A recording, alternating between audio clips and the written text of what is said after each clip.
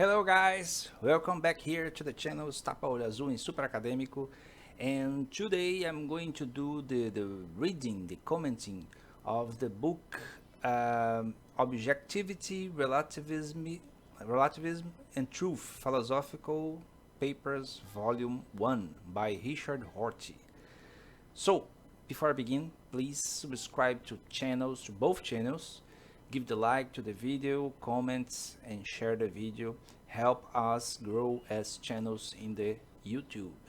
So, Richard Rorty, I think in the channel, in the Portuguese videos, there are two or maybe one video about Richard Rorty. Richard Rorty is was an American philosopher that lived most of the 20th century.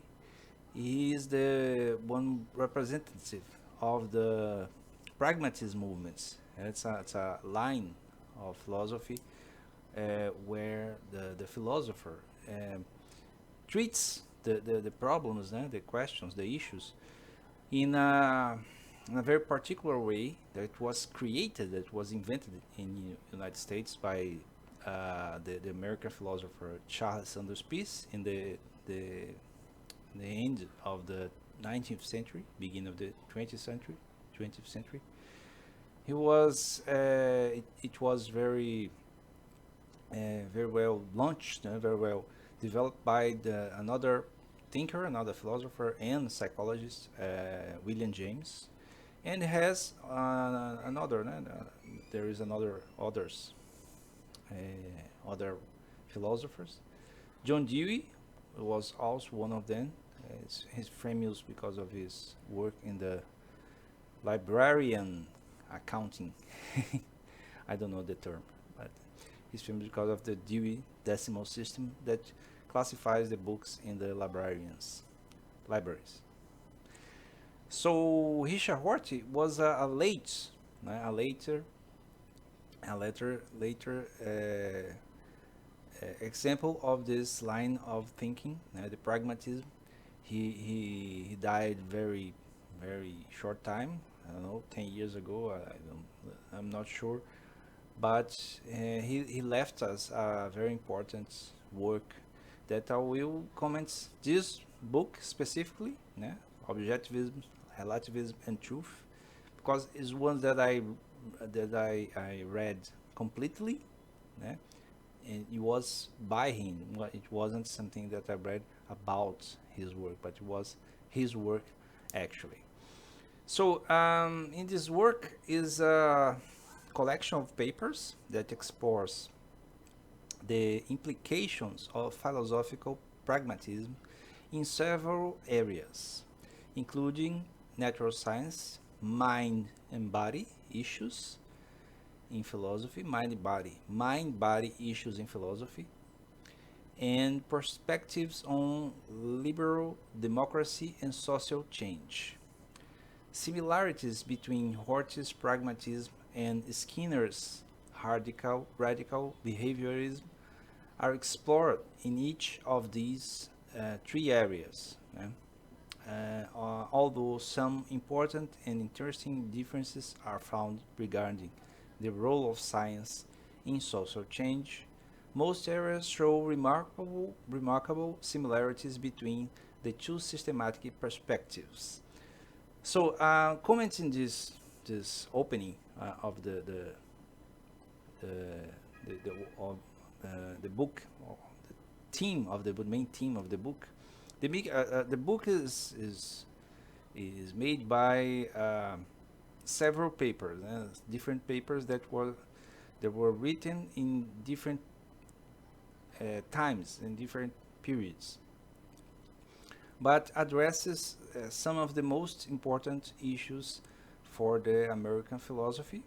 That's why the one thing that's very interesting in the pragmatism is that basically the pragmatism is the philosophy where the mind, the effort of the thinker, of the philosopher, is put into arrange thought in a way that assists the living reality. That's why it's pragmatism. It, it has to do with the practice of the everyday life of every citizen, of every person. So when he addresses about the natural sciences, the consequences of sciences to democracy, the social change about liberal democracy, the theme that we have today, the threat to democracy because of the reascent of far right movements. All these kind of things are very natural, very easy to be treated by a pragmatism point of view. Uh, so it's very interesting to uh, to think about these themes, these issues, in a pragmatism, not pragmatic, simple is pragmatism. It in a philosophical way. That's what Rorty does in his book.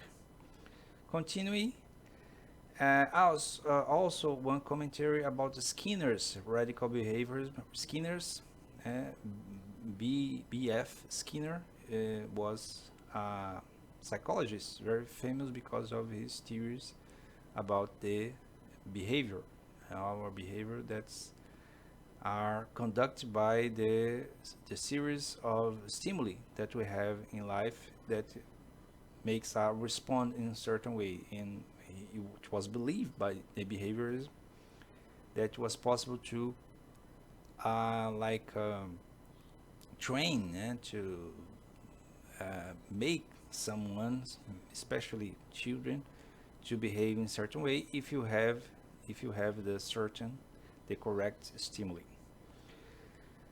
So just a note about who is Skinner. I always try to clarify the names that are mentioned, if I know it, of course, if I is of my knowledge. Acknowledgements introduction.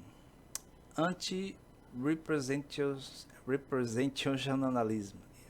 Anti-representationalism. So the idea is representation is where you have the representation of the reality in your mind. So anti-representationalism is the line of work that says that the reality has its own thing, his own language, his own existence. Ethnocentrism, that's a line of thinking that comes from anthropology, that says that we have the tendency of cultural centralism, ethnocentrism, cultural centrism in our own culture, and the liberalism. Liberalism has two identification, two line of thinking. There's the liberalism in the economy. It is like the basis of capitalism, and the liberalism in politics that is about the liberties, the freedom of speech, freedom of thought, freedom of vote, freedom of electing, this kind of a thinking. Part 1, Solidarity or Objectivity. These are the titles, the contents of the book. 1. Science as Solidarity. He speaks, as I recall, about how the ascending of science, the way that science grows in our society, may need some kind of moral work together with the hard science. I think it's a good thing to think, because sometimes science, when it's just hard, we have the movie Oppenheimer that's coming out these days. Today is August 3rd of 2023, and this movie shows about how science can create something that is really bad and destructive. And 2, is natural science a natural kind? The question, natural science, natural kind. 3, pragmatism without methods. It's strange because methodology is a thing of science, not of philosophy. In philosophy, what we call methods sometimes is more like the philosopher point of view. In pragmatism, is not different. There's pragmatism without method. Texts and lumps. I don't remember this. What is about text and lumps? Probably some kind of influence of language. 5. Inquiry as recontextualization, an anti-dualist account of interpretation. Part 2. Non-reductive physicalism. And 5. Pragmatism, Davidson, and truth. This is very interesting because Davidson was also, I think he's died too, a philosopher of the same line of thinking of Rorty, but he had some connection with the philosopher language, the language philosopher, and he has a very interesting contribution about how we deal with reality through language, through the symbolic, to the symbols of language. So pragmatism, Davidson, and truth. What is truth?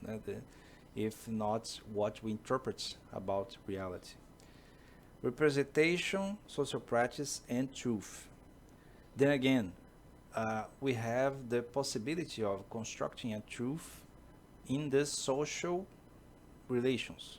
That's why the Davidson works and another thinker, Quine, are very interesting about how do we understand the relation that we have with other people around us when we are trying to interpret the reality. This is a thing to think about. The people that surround us help us to understand the reality that we have in hand. We are not alone in this. So the truth is constructed socially. Again, Unfamiliar Noises, Hess and Davidson, a metaphor on metaphor. He was very fond of the way that metaphors becomes current in our language, in English language, in Portuguese also, but in any language, I think. Sometimes you use a metaphor in the beginning of the thinking of something, and then it becomes the normal, the regular, the common way of thinking. It lets the metaphor behind. It was just a ladder to get to the knowledge. Part 3, the priority of democracy to philosophy. This is a central place, a central theme in American pragmatism, because they value a lot this thing of the affirmation, the belief in the democracy that lets the philosophy goes. I think there are a lot of things to criticize on the American democracy and the United States democracy, the whole America, but United States democracy. But one thing that's very, very clear for us that are outside is that they value very much the work of the philosophers, of the thinkers, of the scientists in the university, right? In the environments of the production of knowledge. And that's something positive, because even when you have some political ideology or positioning that is against the government, against the system, even so they value the existence of that. So this is the basis of this democracy in the philosophy, in the academic, in the university, and that's a very important thing to protect in this it's a way of thinking that gave origin to the pragmatism and has continued to be a part of democracy, of pragmatism, is that value of democracy to the philosophy.